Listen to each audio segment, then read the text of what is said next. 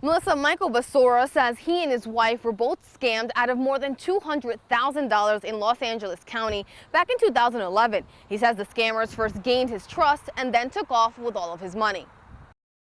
We've been kind of pulling ourselves out of this. It's been a long struggle for 4 years.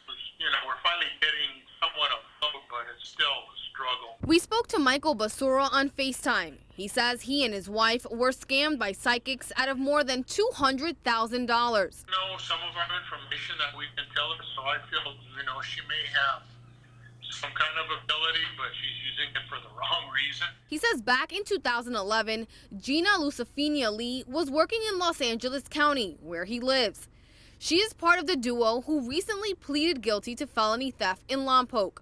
They were accused of stealing hundreds of thousands of dollars from people in a psychic scam. Lee was working with Anthony Davis at the Life Coach Psychic Business on East Ocean Avenue. She said she could help us. She said that,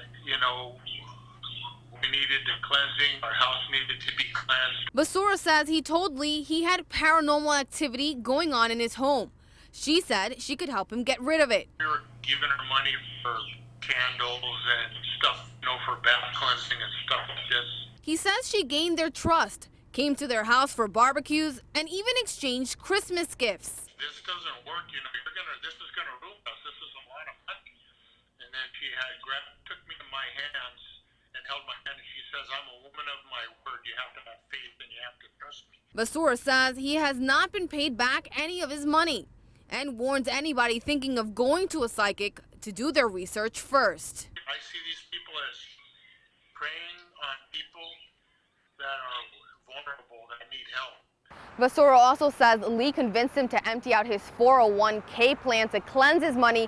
Since the scam, he has had to file for bankruptcy. Both Lee and Davis are scheduled to appear in court in late July. If they have paid back all the scam money, they will be sentenced to probation. If not, they could face up to nearly 6 years in prison.